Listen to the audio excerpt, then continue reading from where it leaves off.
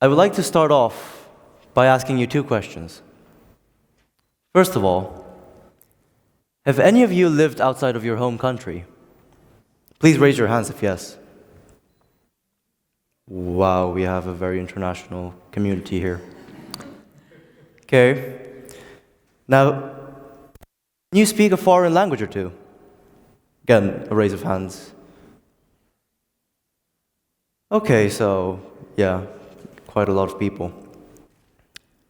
Now, my own answer to the first question is yes. I am currently living outside of my home country. Hopefully you noticed. In fact, before I even came to Poland, I lived in South Africa for 5 years. Now wait, Africa? When I mentioned Africa, what thoughts came into your head? Perhaps your first thoughts on my mentioning Africa are, Africa, the hot continent, or Africa, where wild animals roam around. Believe it or not, it is not that hot in South Africa. The humidity is relatively low, so the shades provide perfect shelter. No, animals are not everywhere because cities actually exist, although a lot of nature is still preserved. Now, having lived in Johannesburg, South Africa, for 5 years, and then seeing people back in Korea with general stereotypes about Africa, I realized that stereotyping nations and their people can sometimes be dangerous, rude, and offensive. You may think that Africa is just one continent with little cultural diversity. To people who don't speak or know the languages, each African language may sound the same. But if that is the case, they're completely wrong. In South Africa alone, you have so many cultures coexisting, so many languages. In fact, South Africa is so diverse that there are 11 official languages, including Afrikaans, Zulu, Xhosa, and Indebele. Where is it? Over here, yes, Indebele, as well as the de facto official language, English. You simply cannot have your own reservations about a culture, person, or a nation, because everyone is different and has the right to his or her own identity. Never think that some language, person, or culture is inferior to you. Being patriotic is praiseworthy. After all, you should love your country because it cares about you and protects you. Or at least it's supposed to. Loving your country is not a sin. But as one of my Polish best friends likes saying, there is a difference between nationalism and patriotism. I totally agree. You simply cannot think that your nation is better than other nations. Take pride in what your nation does, but do not discriminate against others. The other day, I was walking around in Sky Tower, talking to my mother in Korean, when a Polish man walked past us, supposedly speaking to himself in Polish, saying, "If you can't speak the language, you shouldn't be here." I was so upset that I attacked him immediately, verbally of course, telling him in Polish that I could speak Polish. He was speechless and left us whilst leaving the impression that we could stay. When traveling especially, respect others' customs. Don't vandalize monumental locations. Don't be that one annoying tourist.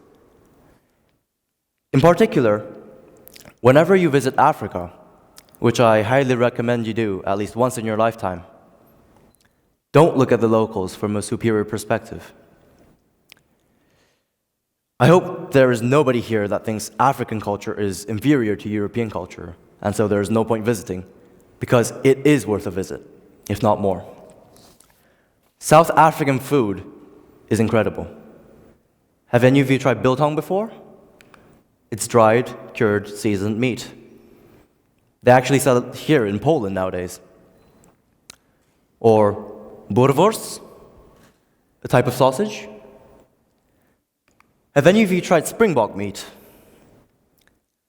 Traveling the world is a real opportunity to engage with other cultures, but only if you respect others and want to embrace new experiences. I find it a real shame that I was too young to experience fully African life. It is true that it can be dangerous to walk the streets. At least, it was like that back in 2008 to 2012. But I didn't get to interact with much of South Africa. I never really talked to people outside of school, although I did eat some South African food. I never learned any of the more exotic languages of South Africa. But then again, I was quite young and did not feel the need to. I went to an American international school, so I was exposed to more Spanish than to Xhosa, for instance. I did pick up English, though, which is somewhat positive.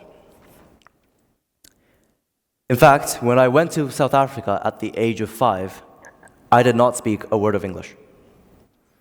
I still remember how I used to talk to my South African kindergarten teachers in Korean. The conversation would roll along fantastically. I would ask the teachers what time it was in Korean, knowing that my mom would pick me up around a certain time. The teachers would repeat the exact same sounds I made, asking me what time it was. If not for some Koreans that were already there, oh, I would have hated school every day.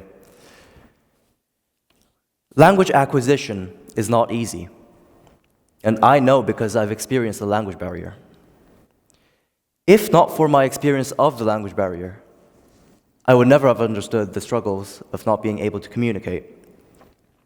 It takes a lot of time, resources, and effort to learn a language to a semi-fluent degree. In my case with Polish, oh, it took great effort.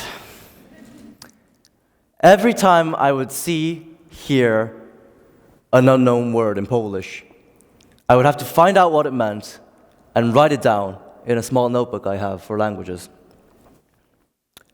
Now, when I came to Poland more than 5 years ago, back when Aleja Bielany and Wrocławia did not exist, I chose to learn Polish at school because I was going to stay around for some time. I ended up taking Polish at school for a bit more than 3 years, and now I can communicate in the language. Turns out it was one of the best choices I have ever made. Whenever I speak to a Polish person in Polish, it feels like they're much more open to me than if I were to communicate myself using English. If you visit some rural areas in Poland, although more and more people are speaking English, your knowledge of Polish can get you much further. By speaking the local language, I feel as if I can bond with more people because I am almost guaranteed to be able to overcome the language barrier. I feel appreciated every time someone smiles and compliments me on my Polish. I feel like the locals understand that I respect them. Remember my second question? The one whether you speak foreign languages? My answer is yes again. Being a Korean and having a Korean family, my native language is Korean. But on top of that, I have a few Indo-European languages under my belt. English, you're listening to me right now. I can also speak Spanish quite fluently. Polish, I've already told you about. I also learned German for a year. But traveling around Europe, my Indo-European language base helped me immensely to interact with the locals. Those of you who can speak languages other than your mother tongue fluently might already appreciate this feeling too.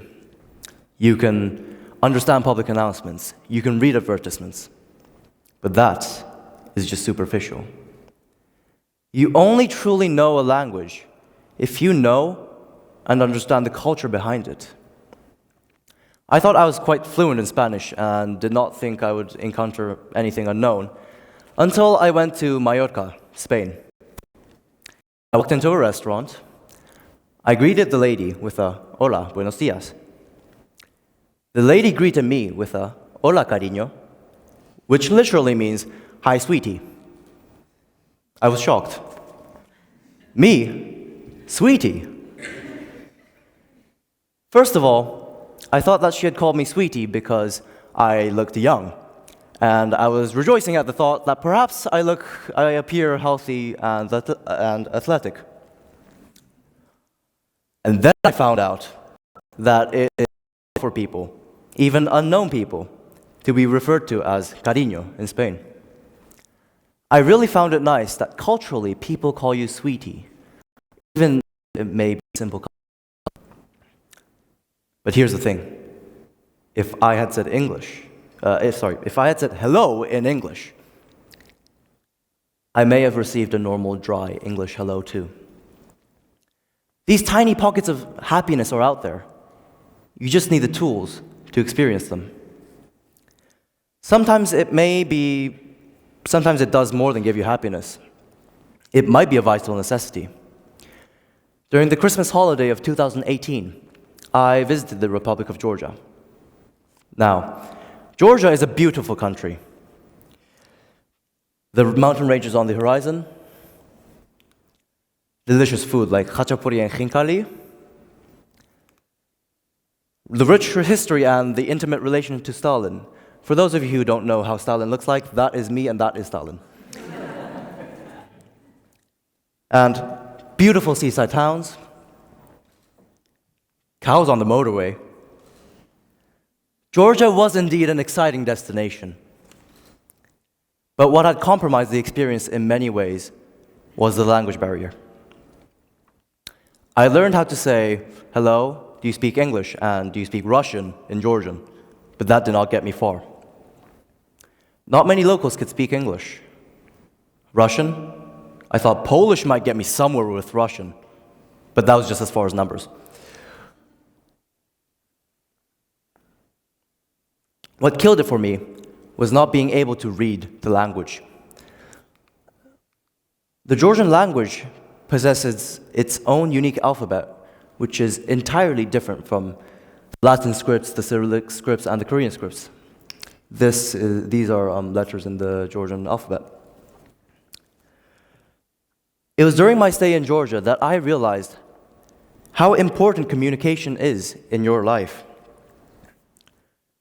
Wherever you go, learn at least a few words in the local language, like hello, excuse me, goodbye, thank you, yes, no, do you speak English? And I'm sorry, I can't speak the language. Of course, it would be best to be fluent in that language and know all the culture behind it, but that has its practical limitations. Do some research and learn about the customs of your destination as well, and obey them. Wikitravel and Wikivoyage are two very informative sites where you can find travel tips, customs, and a bit of the local language too. I'm sure the locals will appreciate your efforts, and your trip will be enhanced too. Nelson Mandela, the first black president of the Republic of South Africa, said,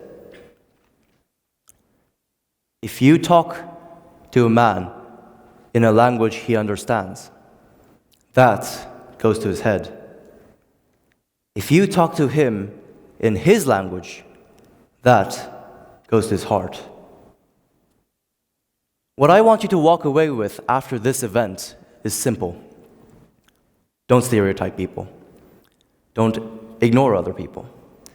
Embrace cultural and linguistic diversity. Most important of all, speak to a person's heart. Thank you.